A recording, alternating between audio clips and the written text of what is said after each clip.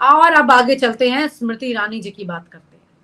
केंद्रीय मंत्री रही हैं, कई मंत्रालय संभाले हैं, वुमेन एंड चाइल्ड मिनिस्ट्री संभाली है, आईएनडी मिनिस्ट्री संभाली है, टेक्सटाइल मिनिस्ट्री संभाली है इन्होंने।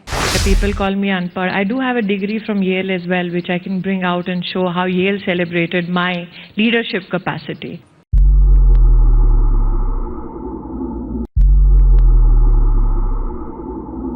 दोस्तों नमस्कार, मैं हूं विनीता यादव और आप देख रहे हैं न्यूज नशा आदत हर खबर की। तो अब आज मैं आपको एक थोड़ा सा अलग विषय पर लेकर जा रही हूं जो कि बड़ा सेंसिटिव है। ये नेता सब कुछ जानते हैं, लेकिन ये नेता जब गलती करते हैं तो भयानक करते हैं। योगी आदित्यनाथ ने हाल ही में एक ऐसी बड़ी गलती कर दी है जिस पर सोशल मीडिया पर लगातार उनका इतनी ज्यादा आलोचना हुई है कि उनको लगता होगा कि वो कहीं गलत नहीं हो सकते, लेकिन यहाँ पर सोशल मीडिया पर उन शब्दों को लेकर के जिस तरह से ट्रोलिंग हुई है देखने लायक है। लेकिन वो अकेले ऐसे नहीं, और भी लोग हैं। तो मामला थोड़ा संवेदनशील है और थोड़ा मजेदार भी है, क्योंकि आज हम इन्हीं बयानों की बात करने वाले हैं जो देश के बड़े बड़े नेता दे तो देते हैं, लेकिन तथ्यों को चेक ही नहीं करते हैं। इनका जीके यानी कि जनरल नॉलेज कहाँ है ये समझ में नहीं आता। गलत इनपुट दे देते हैं, जो बच्चे जानते हैं, कई बार ये वहां पर चूक कर जाते हैं। बहुत बिजी रहते हैं, इसलिए कोई गलती कर जाते हैं क्या, या इनको गलत होने का कोई भी जिसे कहते हैं ना, इनको गलती की माफी नहीं है। तो देखिए, राजनीति में भाषण देना कोई छोटी बात नहीं है। हर शब्द तोला जाता है, हर लाइन रिकॉर्ड होती है, हर बयान लाखों करोड़ों लोगों तक पहुंचता है। ऐसे में कोई आम आदमी गलती करता है तो उसका असर बहुत ही लिमिटेड होगा, लेकिन जब एक मुख्यमंत्री, प्रधानमंत्री या केंद्रीय मंत्री या कोई बड़ा नेता गलती कर देता है तो वो गलती व्यक्तिगत नहीं रह जाती, वो पब्लिक इंफॉर्मेशन बन जाती है और यहीं से सारी प्रॉब्लम शुरू हो जाती है। सबसे पहले बात करते हैं उस हाल ही के बयान की, जहां पर उत्तर प्रदेश के मुख्यमंत्री ने ऐसा बयान दे दिया कि आपके जबान में कोई शब्द ही नहीं आएगा। बच्चा बच्चा जानता है कि तुम मुझे खून दो, मैं तुम्हें आजादी दूंगा, ये किसने कहा था। लेकिन योगी आदित्यनाथ जी को अलग ही इतिहास पढ़ा है। उन्होंने अपने भाषण में वो काम कर दिखाया, वो तीर मार दिखाया कि वाकई में देखने लायक है। स्वामी विवेकानंद का जो उन्होंने नाम लिया, बहुत थू थू उनकी हो गई इस बात से। अब जरा सोचिए, ये लाइन कितनी ऐतिहासिक है। ये सिर्फ एक वाक्य नहीं है, ये भारत की आजादी के संघर्ष का नारा था, ये सिर्फ एक इंफॉर्मेशन नहीं थी। स्वामी विवेकानंद ने कहा था, तुम मुझे खून दो, मैं तुम्हें आजादी दूंगा। तो अब चलते हैं दूसरे उस परिस्थिति की तरफ, जहां पर हाल ही में एक मुख्यमंत्री ने वो बात कह दी कि मतलब हैरानी होती है। दरअसल इन मुख्यमंत्रियों के अंडर में बड़े पढ़े लिखे आईएएस आईपीएस अधिकारी होते हैं, जो कि एक ऐसे एग्जाम को पास करके आते हैं जहां पर हर चीज की नॉलेज कई गुना, मतलब मेधावी छात्र जो होते हैं वो निकल के इसमें आते हैं। पर इन हमारा संविधान में जनता का चुनाव व्यक्ति इनके ऊपर बैठता है, काम करता है, लेकिन वो व्यक्ति को अगर सिस्टम की जानकारी नहीं तो क्यों उस कुर्सी पर बैठा है, सवाल ये है। तो पार्टी की जिम्मेदारी बनती है कि ऐसे लोग के हाथ में बागडोर दी जाए जहां पर ये इतने बड़े भयानक गलतियां कम से कम ना हो। मैं मुद्दे पर आती हूँ। राजस्थान के मुख्यमंत्री भजनलाल शर्मा ने एक कार्यक्रम में चीफ जस्टिस ऑफ इंडिया की जगह chief justice of India government, Bharat सरकार के मुख्य न्यायाधीश बोल दिया। ये इनका जो लिखा हुआ था मामला, ये किसी और ने लिखा था और इन्होंने ऐसे ही बोल दिया, तो भी इनकी गलती है, क्योंकि आपको तो पता होना चाहिए ना आप क्या बोलने जा रहे हैं। अब पहली नजर में तो ये एक साधारण जुबान फिसलने जैसा लगता भी है, लेकिन अगर आप इसे गहराई से देखें तो ये बहुत बड़ा कंसेप्चुअल एरर है, क्योंकि ये सही तथ्य ये है कि चीफ जस्टिस ऑफ इंडिया सरकार का हिस्सा हो ही नहीं सकता। वो तो हमारे देश के संविधान के एक बहुत महत्वपूर्ण स्तंभ है, जुडिशरी, उसका हेड है चीफ जस्टिस ऑफ इंडिया। न्यायपालिका प्रमुख है जो संविधान के तहत स्वतंत्र है। ये गलती नहीं है, बल्कि संविधान को ना समझने वाले व्यक्ति के बोले गए शब्द हैं, ऐसा लगता है। मंच पर विराजमान भारत सरकार के मुख्य न्यायाधीश, सर्वोच्च न्यायालय न्यायमूर्ति सूर्यकांत जी। अब बात करते हैं हम देश के प्रधानमंत्री नरेंद्र मोदी की। उन्होंने एक बयान दिया जिसमें उन्होंने कहा कि तक्षशिला बिहार में था। अब सुनने में तो ये सामान्य लगता है, लेकिन सही तथ्य क्या है? तक्षशिला आज के पाकिस्तान में स्थित था।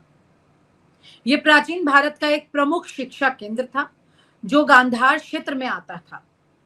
यानी यहां भी इतिहास की लोकेशन बदल दी गई, और जब नेता इतिहास की लोकेशन बदल देते हैं तो आम जनता के लिए सही और गलत का फर्क धुंधला हो जाता है।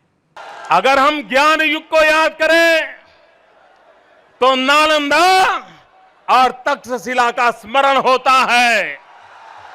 ये मेरा बिहार है भाइयों। राहुल गांधी जी भी इसमें पीछे नहीं रहते हैं। उन्होंने एक भाषण में एस्केप वेलोसिटी ऑफ जुपिटर का इस्तेमाल किया। अब सुनने में बड़ा वैज्ञानिक शब्द है, लेकिन समस्या यही है, इसका इस्तेमाल जिस संदर्भ में किया गया वो वैज्ञानिक रूप से गलत था। सही तथ्य क्या है? एस्केप वेलोसिटी का मतलब होता है किसी ग्रह के गुरुत्वाकर्षण से बाहर निकलने की न्यूनतम गति। इसका राजनीतिक या सामाजिक संदर्भ में बिना समझ के इस्तेमाल कर दिया गया। लोगों को भ्रमित करता है ये शब्द इस तरह से। ये दिखाता है कि शब्दों के चयन में सावधानी बरतनी है। राहुल गांधी ने यहाँ पर इस शब्द का इस्तेमाल तो किया अपनी सोच से, लेकिन वो सही जगह नहीं था। एक एरोनॉटिक्स में एक एस्केप वेलोसिटी का कॉन्सेप्ट होता है। मालूम है आपको इस कॉन्सेप्ट के बारे में? क्या होता है ये बताएंगे जरा।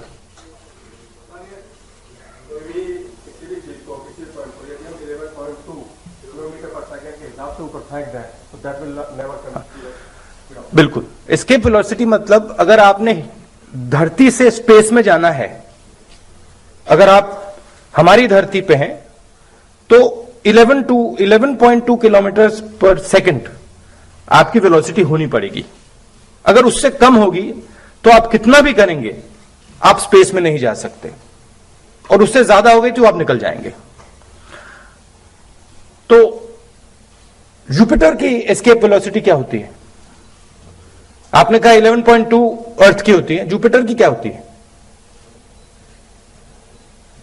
अब आप सोच रहे हैं एस्केप वेलोसिटी की क्या बात कर रहा है। क्या होती है? 7 किलोमीटर प्रति सेकंड। अगर कोई जुपिटर पे खड़ा है, अगर उसे जुपिटर की खेच से निकलना होता है तो उसे 60 किलोमीटर प्रति सेकंड एक्सेलरेशन होना चाहिए उसका। यहां हिंदुस्तान में हमारा जात का कॉन्सेप्ट है, इसमें भी एक एस्केप वेलोसिटी होती है। अगर आप किसी जात के हैं और अगर आपको सक्सेस पानी है तो आपको भी एस्केप वेलोसिटी की जरूरत होती है। और दलित कम्युनिटी को इस धरती पे जुपिटर की एस्केप वेलोसिटी की जरूरत होती है कि आपको बहुत ज्यादा तेज धक्का मारना पड़ता है। और अब आगे चलते हैं, स्मृति ईरानी जी की बात करते हैं।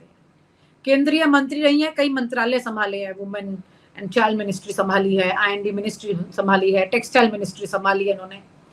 और लोग कहते हैं कि भाई ठीक है, इन्होंने भले ही पढ़ाई पूरी ना की हो, लेकिन कई भाषाओं का ज्ञान इन्हें है, बहुत जानकारी इन्हें है। जिसमें इन्होंने क्या कहा था? उन्होंने कहा कि उन्होंने येल से पढ़ाई की है। बाद में उन्हें ये स्पष्ट करना पड़ा कि उन्होंने येल यूनिवर्सिटी में एक short term leadership programme attend किया था, ना कि कोई फुल डिग्री कोर्स किया था। दोनों में बहुत फर्क होता है, आप सब जानते हैं। आज की जनरेशन ये जानती है कि भाई फुल डिग्री कोर्स क्या होता है और प्रॉपर यूनिवर्सिटी की डिग्री क्या होता है। यहां फर्क छोटा लग सकता है, लेकिन सार्वजनिक जीवन में फर्क बहुत बड़ा है, क्योंकि जनता जब सुनती है तो लगता है येल से उन्होंने पढ़ाई की है, वो उसे पूरी तरह डिग्री कोर्स समझने लगती है, और यहीं से धारणा गलत बन जाती है।